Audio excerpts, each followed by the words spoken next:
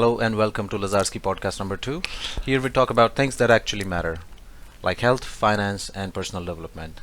I'm your host, Deepanshu Lakwan, and my curiosity has led me to embark on this journey to have meaningful conversations on this podcast with our esteemed guests. Please welcome Joshua. He is also a lecturer in Lazarski University and he's teaching really interesting subjects like power and control, Europe and the world, and couple others like that. He has done his PhD in finding out how organizations across international borders deal with existential risks. Joshua, it's so nice to have you here. It's good to be here. All right, so let's just get right into it. First Okay. of all, people would like to know a bit about your PhD because having existential risks, because there could be too many existential risks ranging from personal to cosmic risks like an asteroid, let's say, hitting the Earth, or personal risks like you getting into a car accident. So, which particular topic did you research in, and what were the conclusions from your study? So I think a good way to start this is to probably define what existential risk is. Now, existential risk is essentially an event, let's say, that threatens the survival of humanity as a whole. All right. Yeah. So there are a number of different existential risks that we face, and it's quite a prevalent topic now Okay. with COVID having passed, with the war in Ukraine and nuclear war being, Propagated all around. propagated constantly. I mean, it's yeah. quite surreal, right? And Yeah. then, of course, there is climate change, which is another topic that we're talking about right now. Exactly. That's relevant, and those are the three that I touched on specifically in my research. But again, to summarize, what I did was I looked at how international institutions respond to existential risk, and I did that through looking at, let's say, we can call it a global social contract, and looking at the texts within international institutions, and I did a discursive analysis to see how the evolution of discourse evolved as an existential risk emerged. Okay. But before we get into that, I want to introduce myself a little Sure. bit. You should go You ahead forgot with to this. say where I was from. Exactly. You will So- have a brief introduction with Joshua himself. Yeah. Yeah. So my name is Dr. Joshua Philip Walcott, but you could call me Josh.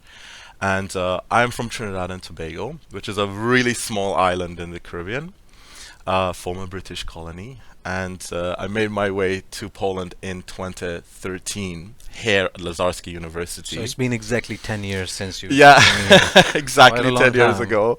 So here I am 10 years later, yeah, and a lot Okay. has happened in Poland, a lot has happened in the world, and I have to say that Poland and my experience here has changed me into the person that I am today. So, Okay. I'm happy to be here with you, Yeah. and to talk about my thesis and to talk about let's say And the many topics. other interesting topics. Yeah, for we're gonna example. get into it today. Absolutely. So there was this thing about existential risk. The first one that comes to my mind is the war that's going on between Russia and Ukraine. And how serious do you think the risk of Russia actually launching the nuclear missiles on the world? Because as we think about this thing it's 2023 and the risk of nuclear missiles, although it is there, but how likely do you think it's going to happen, and what are your thoughts about it? Right now, I don't think it's very likely. Yeah.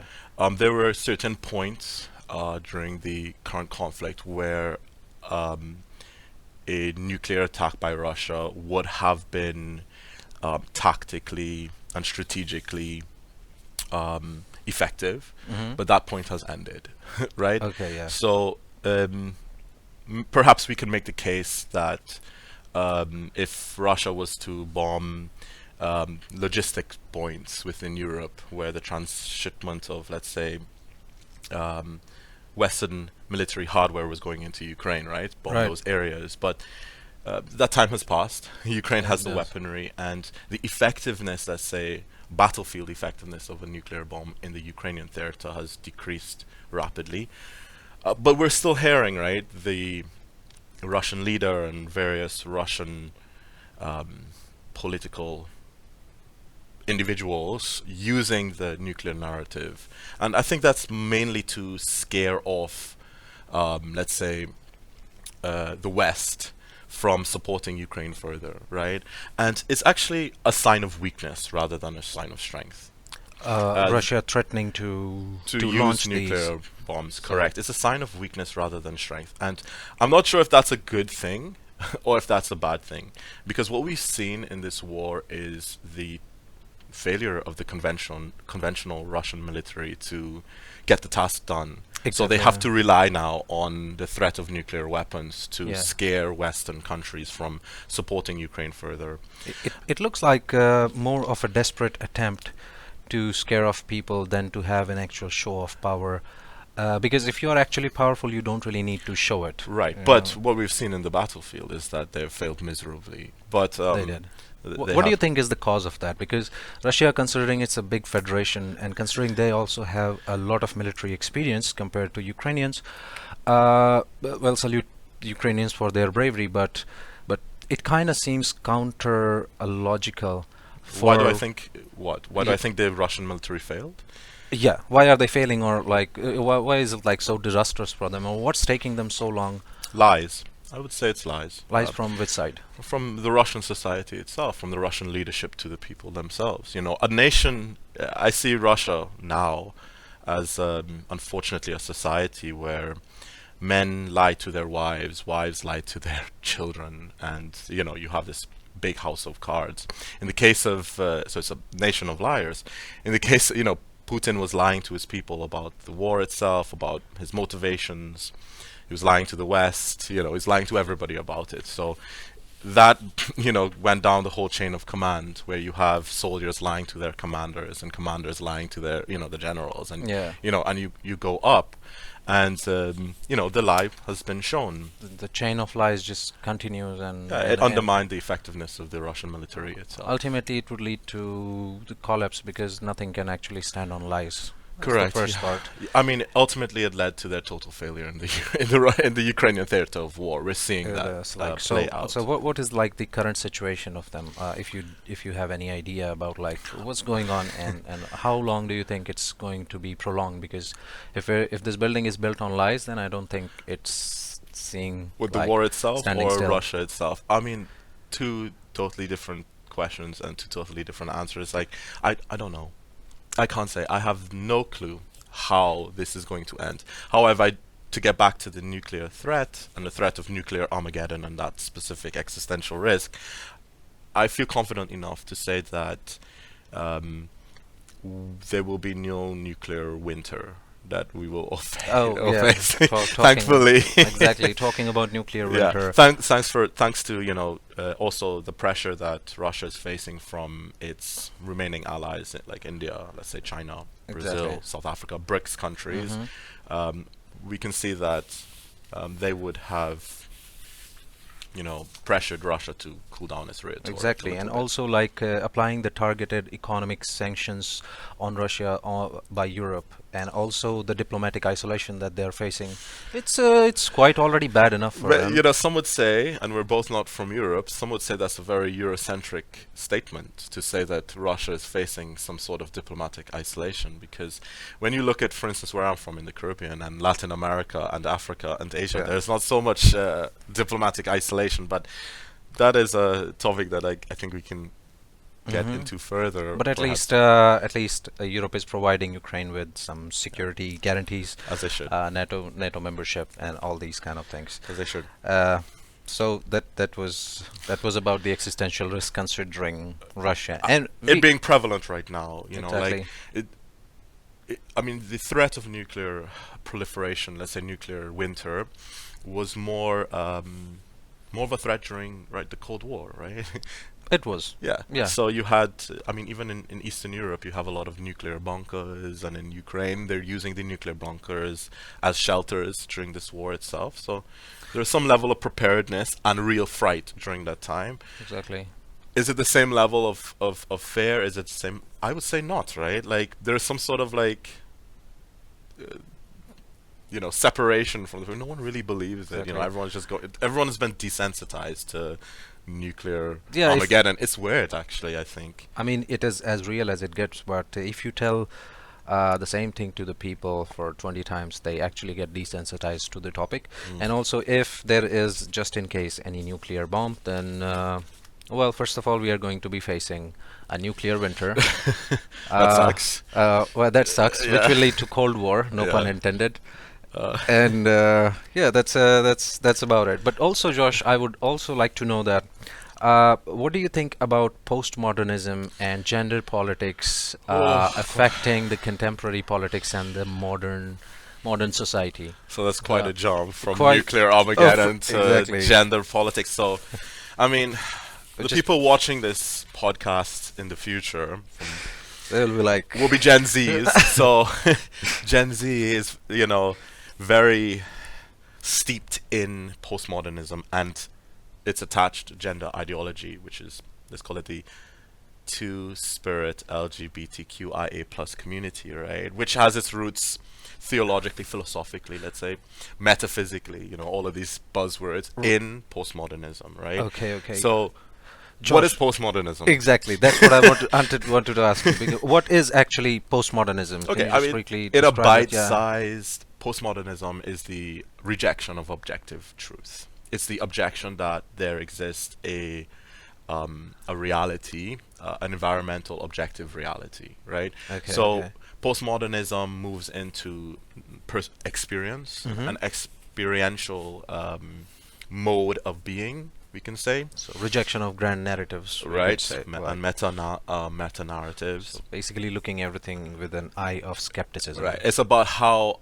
I feel. It's about how you feel. It's how we collectively feel, and how, But that's not how we not self-narrate, how we self-perceive, and how we self-present. And I But- mean, this is a really dumbed-down version of what postmodernism exactly. is. But As doctors. are we talking about individual feeling or feeling as a collective society? Because I might feel like I am a rabbit, but in fact I am a human being. So you know what I'm getting to this extreme example. So feeling and objective truth are like these two completely different things. They've been Although separated sometimes, in yeah. postmodernism, right? So it's a rejection of objective truth, and we're looking at systems of belief, narrative systems. We're looking at, so there is the surface level, let's Yeah. say, and then there is the level below the surface. Let's say the soul, we can say. Okay, We can maybe- metaphysical level. the soul. Okay. Yeah, and we're looking at how that soul operates within society.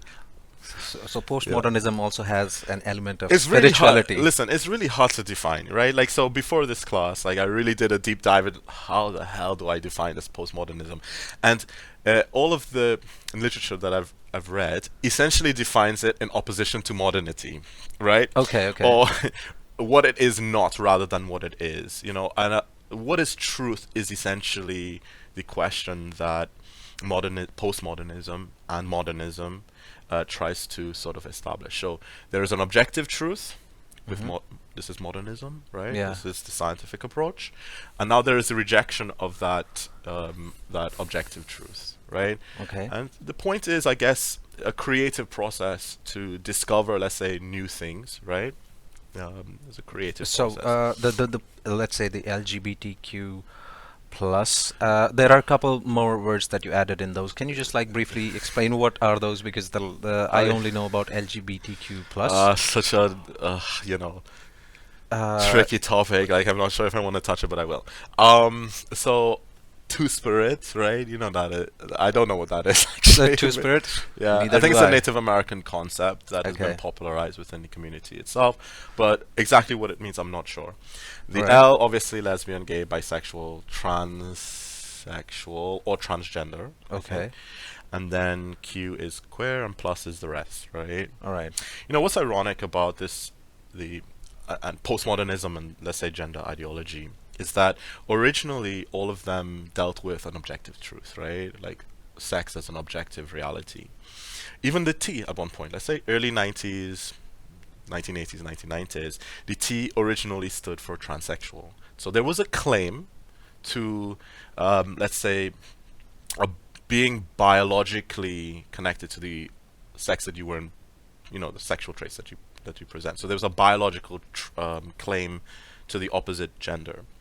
But the scientific literature has shown that the percentage of people who are, let's say, intersex is very, very small compared to the amount of people claiming that the T label.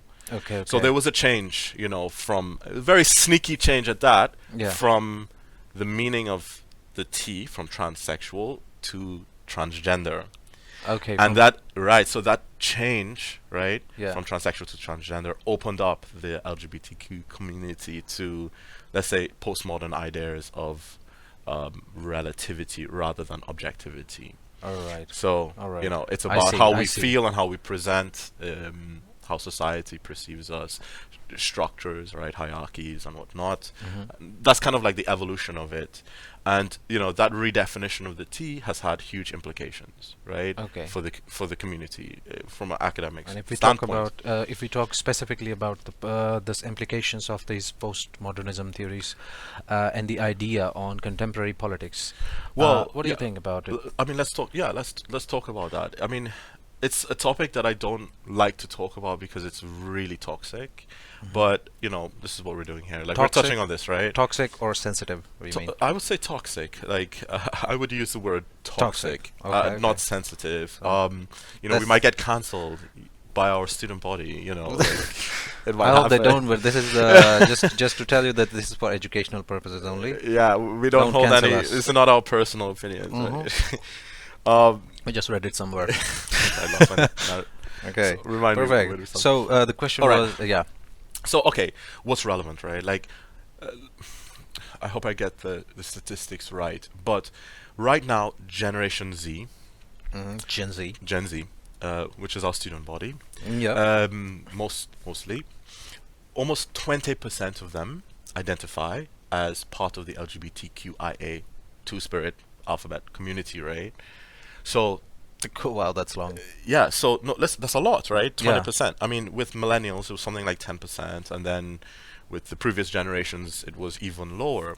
Right. So there's been an exponential sort of increase in the amount of people identifying with this community, right?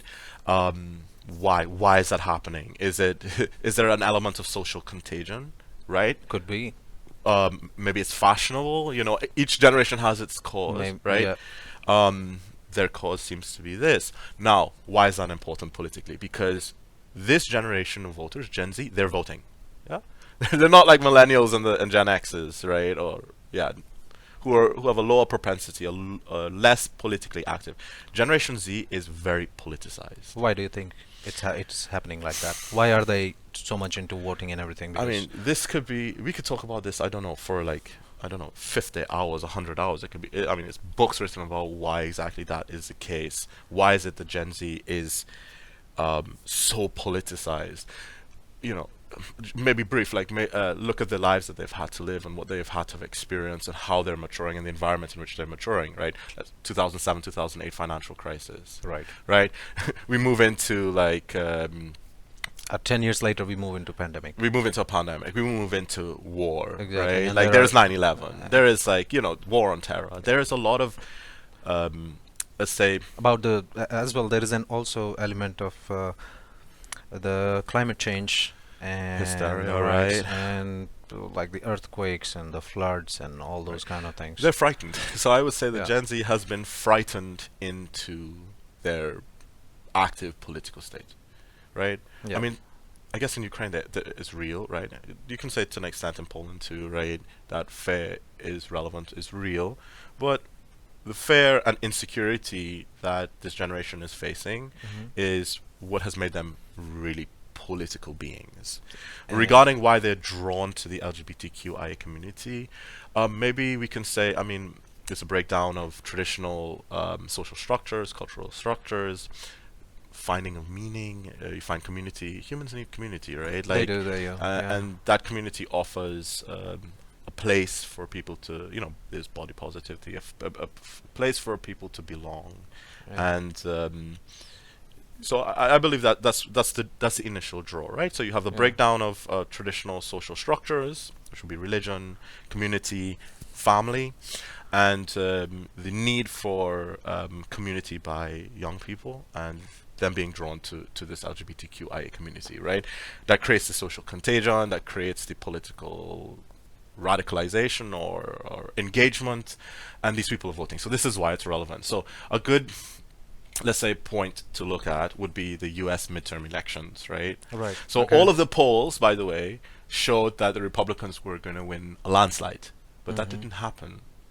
The Republicans barely won the House of Congress, Yeah. and they lost the Senate, right? Which was against the predictions of the opinion polls. By the way, opinion polls are consistently incorrect now, so there's that, win for postmodernism. Right. And So, just a quick something I would like to ask you related to the people, Gen Z belonging to this LGBTQ plus community, more than 20%. Do you think this graph is linear and we are going to see more and more of it? And where does it end? Because eventually, are we all going in that direction? And Let me is it necessarily good or bad? Like, what's just help me clear this let out, me stare Josh. into my crystal ball and Okay. try to like predict. Ask the water Yeah. what it's saying to you. Yeah, I don't know.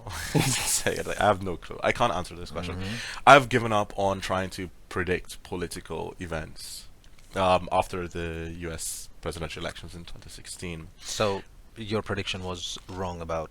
Yeah, I thought Hillary was going to win, and obviously Trump won. I mean, I think the whole world thought the same. But after that time, I mean, we've seen a true breakdown in, let's say, opinion polls as a credible method for measuring or predicting the behavior of let's say, people. But there was also a controversial thing about this Britannica, something that they were in order for Trump to win the election, the election was sort of rigged, or there was some kind of market research going on. Do you have any idea about that? No, I don't. I don't want to comment on hearsay about rigged elections. Rigged elections. Yeah. Oh, right. Okay. Yeah. Uh, So I mean, what to back to your original question about what do I think is going to happen? I don't know. I don't know. I think that everything's very reactive now. We're sort of reacting to social events, Than to external being events. proactive. It's Yeah. hard to be proactive in this environment, right? And yeah. So, like, also growing populations of Hispanics, Chinese, Indians in USA. Africans, even in the Western world, right? Exactly, Like us. everywhere. So with all these demographics, how are politicians actually adopting to conduct the elections in some other way? I mean, I'm not. For example. Well, obviously, like the needs of these different new demographic groups within Western countries need to be addressed by the politicians, right? And so that is a new element that we're seeing. But I think it's important, perhaps, to highlight a couple of reasons as to why this is happening. Number one, the technology, right? Yeah. So we have the jet engine. We have we can prefab boats. There's trucks and whatnot. So the technology is allowing movement of people from, let's say, our world to this world. So there's a technological element.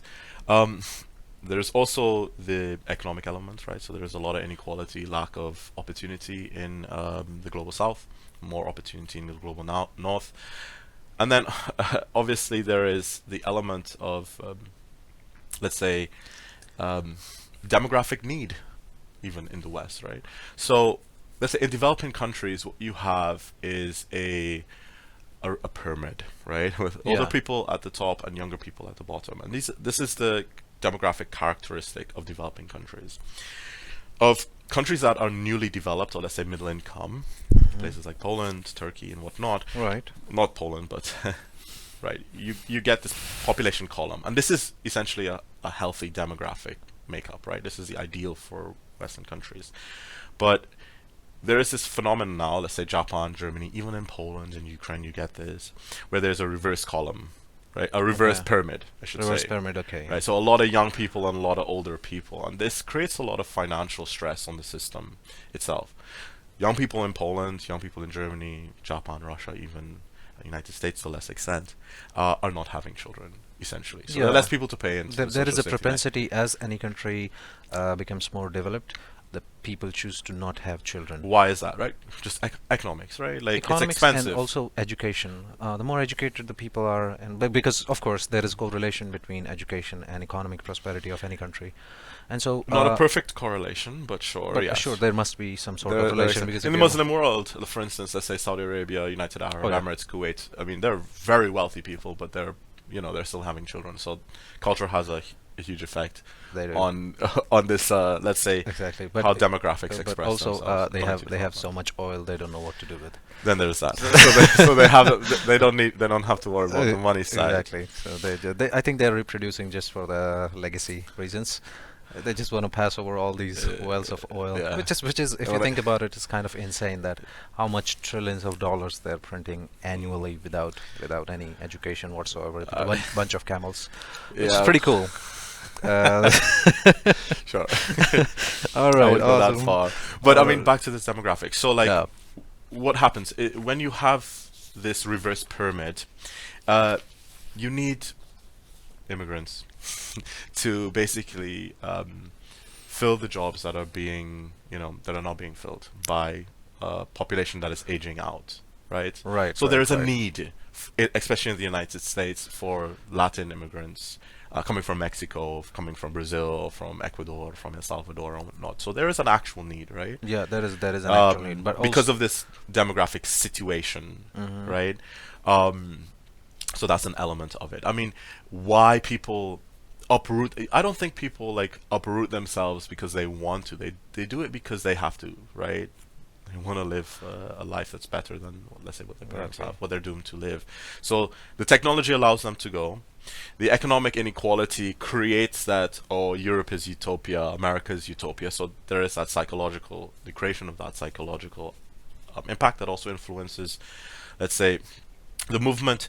And then also you have also the need, right, by, let's say, Western countries to, let's say, find people to put into the social the pots, let's say, to pay taxes. So that Exactly. Yeah. Yeah. I mean, just to briefly, as we briefly kind of touched on it, the implications of that, right? Like, these are very different cultures. It's creating a massive backlash in Europe, right? Like in the United States, with the new popularity of very right wing or hard right or alt right politicians, right? Yeah, Because yeah. you have, like, of course, there's going to be some sort of clash between a foreign culture and the established culture within, let's say, United States and in Europe, and we're seeing a lot of that tension. And my hope is that conversations like this, we're able to kind of, let's say, explain ourselves, At our least highlight those perspective, topics. highlight it, come to some sort of like common understanding. How can we live together? Like, Exactly, it's a yeah. globalized world. We can't go backwards. We're all one humanity. Kumbaya, Slav. Hakuna Matata. I can Yes. word that. So Alright. I mean, Yeah, just exactly. briefly touch on having that, yeah. having immigrants in any country is not only beneficial for them, but also they are paying taxes. I mean, we bring Uh, better food. Yeah. That was I was about to mention. Better food, better culture, and also like good-looking children. If you just mix a couple of them. Actually, I'm So- like that. My mom is Portuguese and my father is Latino, so he's mixed race. Yeah. So Oh. I'm a, as Victor Orban would say, or J.K. Rowling, I'm a mudblood. You're like a mixed child. Yeah, mudblood. Mudblood. Yeah, that's what we Yeah. from Harry Who was Potter. Who was the mudblood in there? They- Harry they- Potter. Yeah, it's J.K. Rowling. So these were wizards who were born of A man and a wizard. No, sorry, a woman. a and non-wizard and a wizard. A non-wizard and a wizard. Yeah. Yeah. So, for example, Harry the Potter. Who was a mudblood. Was Yeah. he? No, I think he was. Oh, I Getting think to Harry Potter. he was pure blood. Yeah, he was. Hermione Okay. Granger was a mudblood. And Ron. Was And a Ron pure was blood. pure as well. Yeah. Yeah. Oh, pure That blood. was a quick Harry Potter surface touching. Awesome. Before jumping on the most interesting topic for today, ladies and gentlemen, we would like to talk about something that we all really enjoyed, coronavirus. So what do you think about how did coronavirus actually Wow. change the political scenario? Because we are talking all thing politics. Mm-hmm. And what a topic, right? It I mean, is. I think as a society, as a civilization, we still need to internalize what the hell just happened. Yeah. Right? I'm still stuck in 2020. Yeah, in some ways. We need to internalize what exactly happened. And we're going to have this conversation as a global civilization for the next 100 years, maybe, you know, so we're just making very preliminary. We will try to have let's say a preliminary discussion on what the implications of that is, right? Or what the implications of COVID has been. Right. The most obvious one would be everyone's now spending a lot more time on the screen, right? A lot more time on the computer. We've become a lot more computer literate and whatnot, right? Maybe we could say, right? So that has gone to 10, right? It definitely has an element because the remote jobs are promoted, and like in a way, a lot of there was a study done that 30% of the office buildings in USA are out of commission because like there are a lot of people who are just working remotely. Right. I mean, it's still happening here in Poland too, especially with the corpo jobs, right? Where employees are given the opportunity to stay at home. Even here at Lazarski, right? Like we have some blended classes that are online as well as in the university itself, and that is an innovation that came out of COVID, right? Exactly. I mean, So COVID is like a double-edged sword because of this. Not only we have already discovered the coronavirus vaccine, but at least we know more about these types of virus strains. And the next time, if there is a pandemic, we will just be better prepared to deal with it. Sure. Now, of course, there were some blunders made about like locking the whole thing down. But it's a you lot of know, experiments. exactly. Let's just look at the bright side of it. We just got a 2-year break from everything, especially I mean, people. the psychological impact, I think, wasn't really a break. It really, because I have two really young nephews and nieces, right? Okay. Who were entering school during that same time, and I think for our generation, we kind of like we surfed it. We surfed through it, you know. But it really affected the young ones. And the psychological impact of, let's say, COVID, especially on the young children, is something that perhaps is manifesting right now with Gen Z and the current, you know, need for community. We're talking about this, right, with the identification or the need for community, radicalization, radical political activation of, let's say, the young people. Maybe that's as a result of increased time spent on the on social media, in front of computer screens by Generation Z. And also it would be like staying in a jail. If you're locked down and you're only given something to look at, then most definitely your brain would be thinking about that particular thing only. You know, I spoke. COVID is actually another existential risk or health security that I touched on in my thesis. I was actually really proud about this because I wrote my thesis finished my thesis in 2019, and in 2020 there was the pandemic, right? So I was a little bit ahead of my time, a little bit. I think. So you talked about COVID before Not COVID happened. I talked about health risks, so as an existential risk before COVID happened, just before it happened. Just before it, okay. I was really intuitive about that one. I'm really proud about it. Okay, so you were talking about how international organizations deal with existential risks. Right. So what measures did you give in your thesis about dealing with, let's say, these kind of pandemics? Well, which made you my proud? hypothesis and my findings, quite frankly, presumed that the international system would assert itself on let's say national governments during times of existential risks. So the power of the World Health Organization, the power of the IAEA, power of UNFCCC would become would assert itself, would assert its power, would take over, let's say, competences from national governments, right, and start to regulate our personal lives and regulate politics and the relationships around us. Is that what happened exactly in COVID? Perhaps to an extent, right? To an extent. In the case of Trinidad and Tobago, for instance, like we literally copy-pasted the recommendations from the World Health Organization into our national law when we were dealing with COVID itself. So there was some sort of harmonization there. There's some sort of,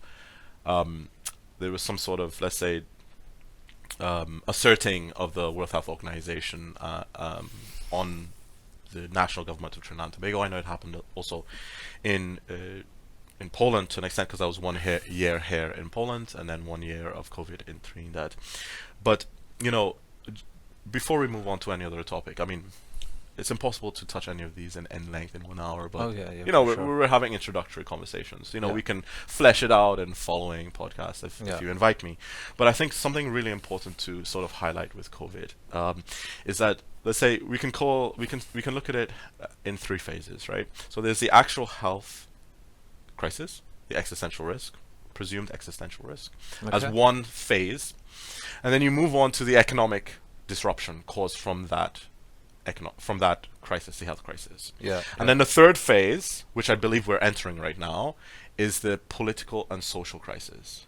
Political and social crisis. Right. So there is going to be a crisis that comes from the economic damage that was done from, let's say, the health more crisis. Like a backlash. Right. A backlash, right? Political change, revolutions, wars, and whatnot. And I think we're moving into that in that phase right now of radical political change. I think if I'm to make any prediction, I would say that my prediction would be this: there is going to be radical political change as a result of the economic damage that the mitigation of COVID, has caused. Let's say.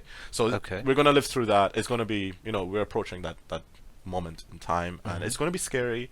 But I think that love wins. Like, we have to empathize with the people around us, understand that people are, are going through these problems, and see what's going on. I mean, look at France right now, right? France is burning, right? Maybe we're going to see a lot more of that happen. It's scary, but we will get through this, right? So 3 phases, right? There's the health phase, or the health crisis. There's the economic crisis, and social. Then there is social and political crisis. And we're sort of living through right now the economic crisis, and we're moving also into now the political, towards the social and political crisis that's going to occur. So it's like almost a great reset that is happening, right? There's definitely a reorganization that's going to occur. There's going to be more radicalization. And perhaps this, just to tie it back to what we were talking about, the need for Gen Z to be part of community, and them being a part of, let's say, the LGBTQIA community or the Andrew Tate community on the opposite side, right? Let's not target any specific group, because there's also the opposite, right? There's the far right radicalization also, like, in reverse, right? So it's just like you're seeing this Gen Z sort of radicalizing. Where's the moderates? The moderates is not in fashion these days. Going extreme is it's just all about extremes now. And perhaps we can say, okay, the reason for this extremes is, maybe we can say, okay, well, it's because of the economic uncertainty caused by COVID. A hangover from 2007, 2008, 9/11, and I'm sure I'm missing some really important events that happened in between then and now. Exactly. And also, like, we're just like specifically talking about USA when we're talking about 9/11, we're talking about global crisis and all that, and considering all the events which happened in, let's say, other countries, Syria, Iraq, Iran, like Europe and Ukraine and India and China, like even China, it's a multipolar world right now. The concentration camps in China. It's a multipolar world right now. We're no longer living in a unipolar world. That much Putin got correct. Exactly. You take a dart and you throw it at a global map, and you will find some sort of critical event happening there. So that's basically the reality, and that's a good segue, I think, for a critical event happening in Boca Chica, Texas. Just like throw a dart, boom. That's the Let's event. talk about this. Let's talk about so he is the sponsored athlete. Elon Musk personally I sent love him this guy on this podcast, and I specially requested him to wear something that he loves, and turns out he's in love with a space, but with an X. So Joshua, we can talk about this for 15 minutes maybe. More than 15 minutes. We got plenty of time. Okay. So there is something called a Starship, which Elon Musk is trying to launch into the space. Mm-hmm. right? And it's going to be in Texas. Now, Elon is not really sure that if it's going to be working in the first time because they want to launch it in the orbit. And as you can see, the Joshua is reloading his vocabulary because he's going to go hard on it because he's really, really passionate about it. So let's hear it. I don't want to embarrass myself. Elon Musk and the Starship. I mean, let's From begin Joshua. with. Okay, so there was a launch attempt yesterday. Yesterday, or it's going to be tomorrow? No. So it failed. Essentially, there was an attempted launch recently. Okay. Either yesterday, the day before. My God, I should know All this. right. It's going blank. Give me. It's okay. But it failed. Couple days, yeah. Yeah, but it failed, right? Because of a frozen pressure valve or frozen valve in the first stage, right? So they had to Okay. cancel the launch. And it's been rescheduled for 420. 420. So, Okay. that's tomorrow, right? Yeah, tomorrow. So this will be the second attempt. I mean, we don't know for sure, right? These things are really, really complicated. But there's another window for launching the Starship tomorrow at 4:20. So it should be pretty exciting. I would encourage everybody to watch the live stream on Twitter. Watch it. Watch the Starship go high. Yeah, because it will change the world. I think people don't really understand how revolutionary this technology is. People are expecting that in coming years there might be a possibility that we will be an not galactic, but interplanetary civilization Right. at least. And do you think it's more of a projection in the future that it might happen, or it is more of a reality? Then it's I mean, just it's imagination. it's not an inevitability. That's for sure, right? Nothing is an inevitability, but it is a necessity. Your failure to be a multiplanetary Exactly. species If means we- extinction, right? Exactly, Like, if we need we're to- just waiting for the Earth to eventually consume. Yeah, if we need to pass the great filter, we need to be an interplanetary species at least. Talk about intergalactic, that I really mean, there's comes later. Our galaxy is like Yeah. The Artemis crew is going on moon in 2025 as that's the right. target date. So it's been like 50 years since 1970. Yeah, that I mean, we weren't alive for the moon landing. We haven't experienced that. Most people, most young people or no young person has experienced moon landing. There's a Yeah. lot of conspiracies that it was Oh, faked yeah. completely. exactly. So I mean, that's unfortunate. I mean, I would love to see that, and I think we will definitely see it. But as to what you were saying about this being being a multiplanetary species going to Mars, going to the moon is something that is 100, 200 years into the future. No. It's- This is wrong. Worst case 10 years, best case 5 years. Yeah, we're looking at about 10 years. 10 years. Being on the moon for sure, possibly going to Mars. And Starship, SpaceX makes that possible. SpaceX, yeah. Now, why is that relevant? Like, why is that important? Why does that change everything? And I think a good analog is to think about the jet engine, right? To think about commercial airlines, right? Yeah. So, for you to get here from where you came from, for me to get here, we had to go on a jet plane, Yeah. right? We had to get We on a did. plane to get here. It made ease of travel, made the travel easier. Easy, yeah. It made it affordable and whatnot. Now, how Starship is different for our audience that doesn't know is that prior space rockets essentially were single use.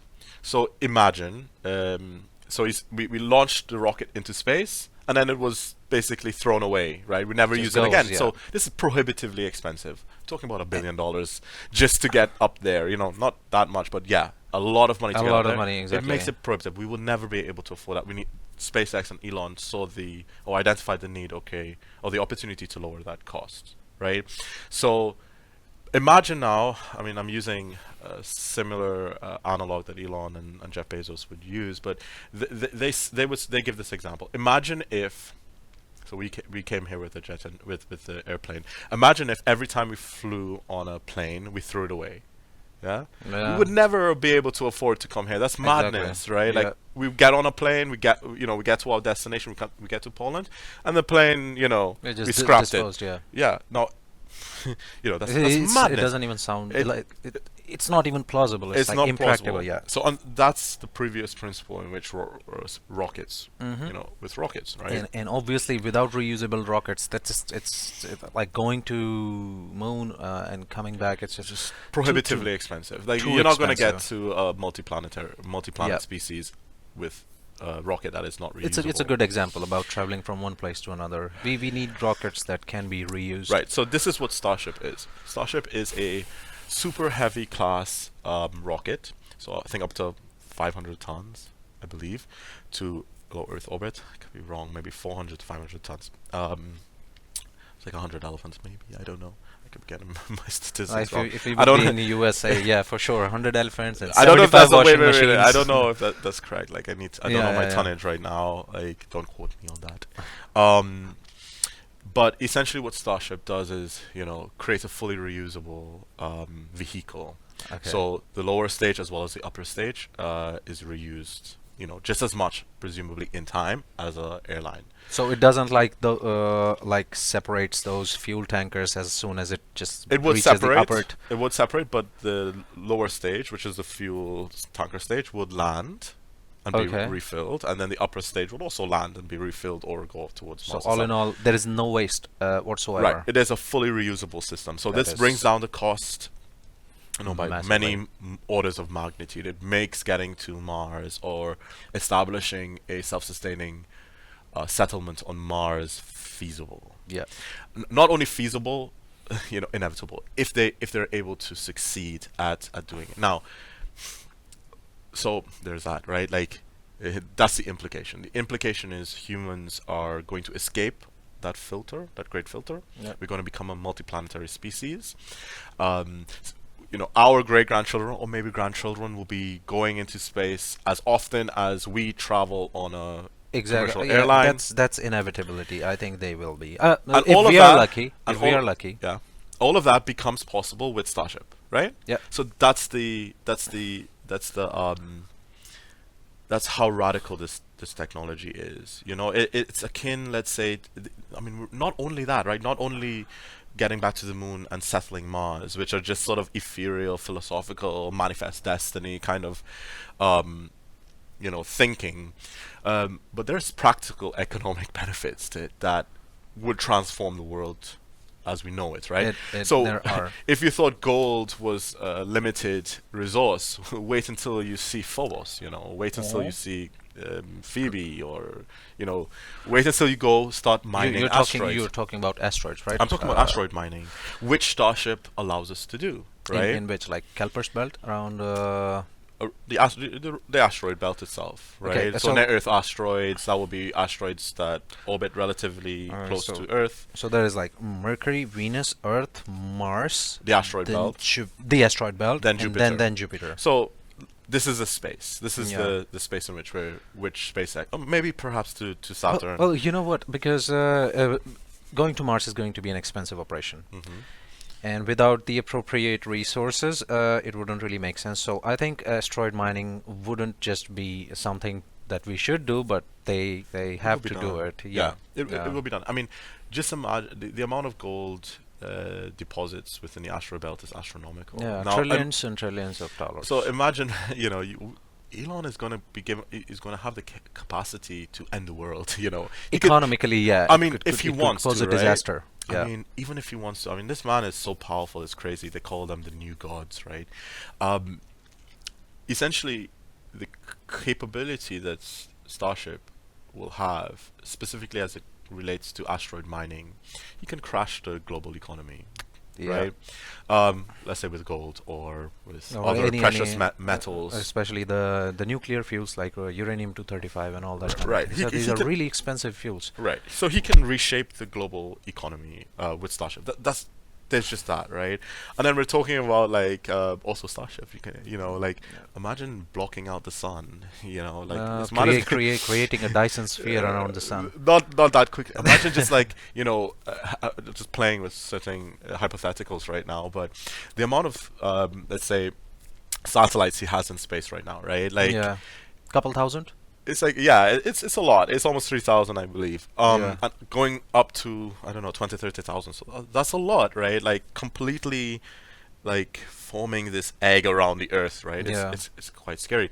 But in my mind, I'm like, oh my God, if this guy just started to, decided, okay, let's block the sun from, Earth itself, he could cause like an actual ice age if he wanted. He would have that He capacity or will, that capability. but think about it, Josh. How Ability. many millions and trillions of satellites he would need to block out the Not sun, that first of much. all? Not, If let's say this is sun, right? yeah, And we are like basically the Earth. yeah. So in order to block the sun, he would need at least couple billion No, no satellites. way. Like, Until and unless like it just come on, it's still it's a satellite comparison to the sun and the Earth's surface area. It's quite a lot. Until and unless he just gets close and closer and closer to sun with his with big flares. yeah, like solar sail, like Yeah, solar sails. solar Then like then thing. then it could be. Yeah, if he Yeah. moves, the We relative could really size. use Elon Musk's idea when it comes to And take over the Middle world. East and India, because sometimes it's God. just like It's too hot. horribly hot. Yeah, it's pretty humid. in 45 Trinidad degrees. also. Hey Elon, check it out, man. Just block some sun for us. Yeah. That's gonna be pretty nice. So this I mean, that's some of the changes, right? Like, let's say the economic change that's going to occur because of, let's say, Starship. The ease of space travel is another element.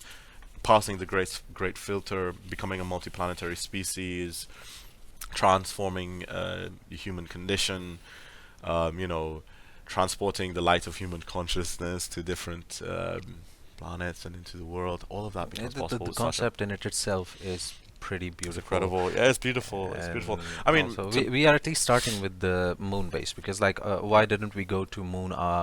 It's like, if you think about this concept, Mhm. human civilization haven't stepped on moon since 50 years. So are we? Is this the peak of human civilization? I don't really think I so. hope not. So that's the reason like they are deciding again to go to the moon in 2025. We have to be excited about something, and I think this is something. We can't just be solving problems. We can't just be depressed about the state of affairs in the world. We have to be genuinely excited about the future. That's what makes it worth living. And space is something that makes me excited about the future and to see what happens. So that's part of my interest on it.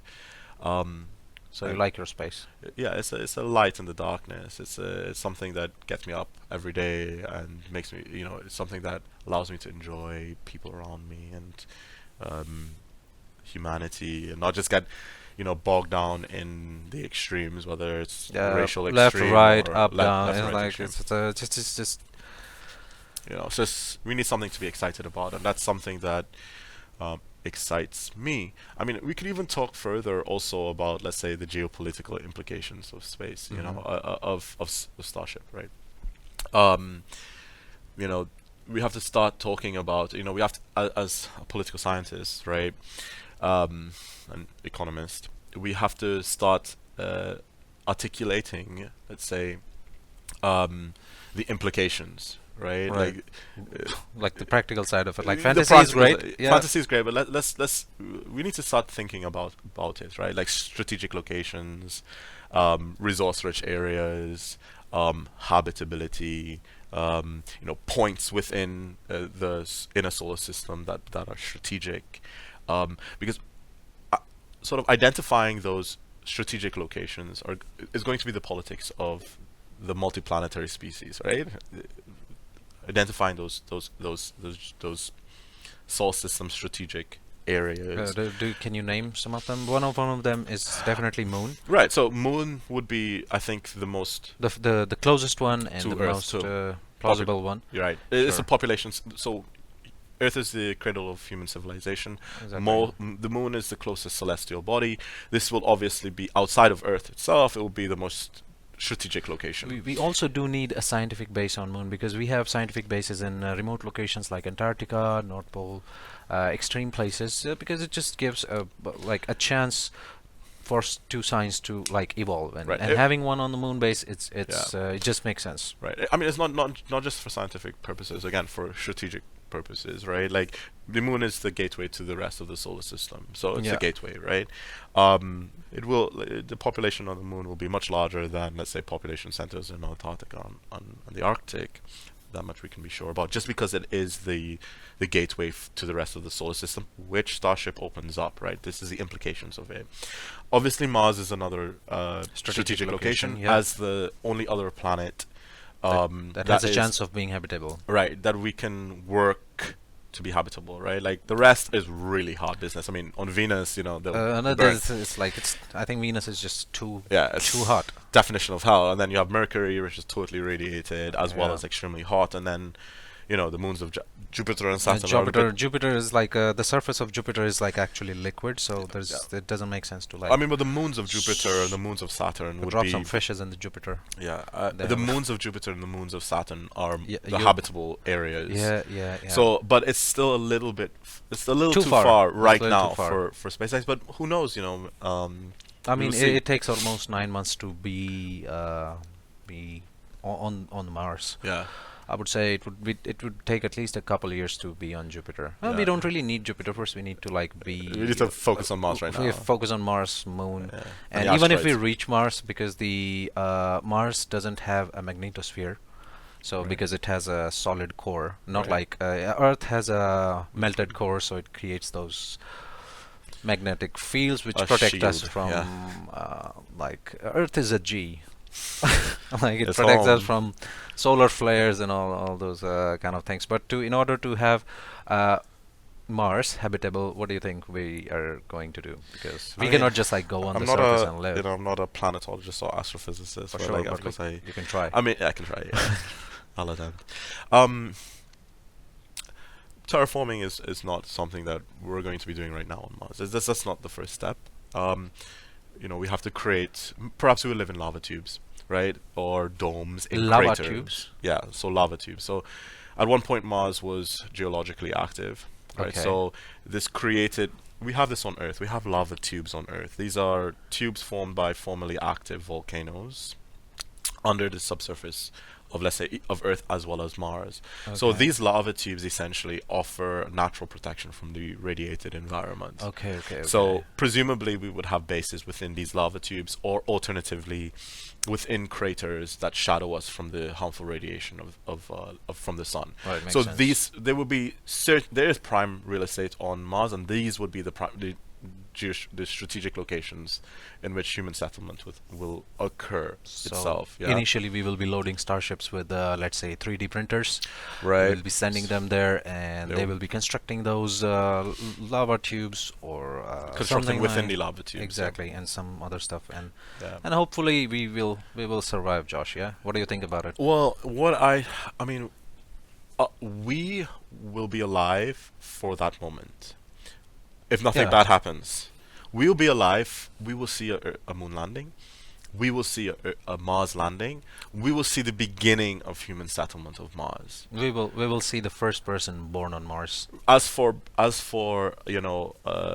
sustained presence on Mars, perhaps our great grandchildren or perhaps our children will see. We'll see it. We'll see it. We'll see, because it will be like at least 150 years in the future. Maybe 100 years. Let's say. 100 years, and like at least one generation, 2 generations, and that would be pretty Right. much all. So, I mean, the sustainability benchmark is 1 million people. We can estimate it at that. If we get 1 million people on Mars and we can sustain 1 million people on Mars, we have a multiplanetary species.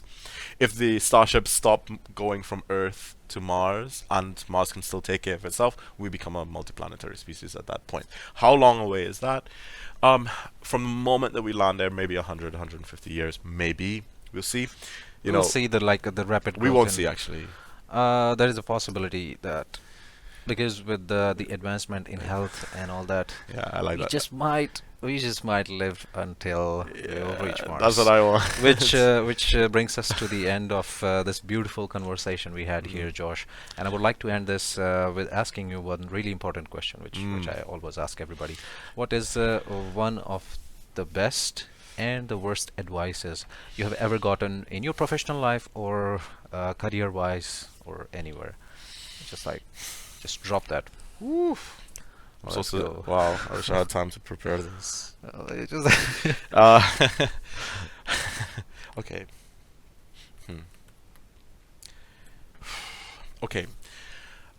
I won't give any warnings, but I'll give you some advice Okay. that like has suited me really well. I think in my professional life, my social life, my life in general. Um, and it's these. One, forget about the 5-year plan. Forget about the 4-year plan. Have a plan for tomorrow. Have a plan for today, and watch it snowball. Yeah, it snowballs into bigger things. That's one piece of advice that I've followed. The next piece of advice would be this: say yes. And I don't mean say yes to drugs or criminal activity. I mean say yes to things that you would not normally do. That Yeah, scare you a that bit. scare you, that challenge you. Say yes to getting out of your comfort zone. Just say yes. Say yes. Change your language from no to yes, right? And again, that would snowball. And I think that perhaps maybe a warning is that has suited me too is don't talk to people who don't listen. Yeah. Yeah. So that would be. Coincidentally, I heard this from Jordan Peterson as well. And With I've people. applied it, and it's worked really, really, really well for me. You devalue what you say. You devalue yourself. Exactly. For the people, if they're not listening to you, just simply Stop. wasting your time. Yeah, don't So speak stop to wasting people. your time, people. Yeah, Only listen to the people who are listening to you in yeah. return. And I hope And- you're listening and to us. And love. Yeah. Yeah, love is Love. love. Yeah, love Love. people around you. Love humanity. Love yourself. Accept yourself for who you are. Um, just love, and Love is the communicate. answer. Love space. Love your own space. Love other people's space. Love Find a everybody. passion, right? Yeah, these Something are you can like wake up these are some advices more that for. you should apply. I really hope you enjoyed this episode of Lazarski Podcast too. Uh, he is Josh. I'm Deepanshu, and you are awesome. Thank you so much.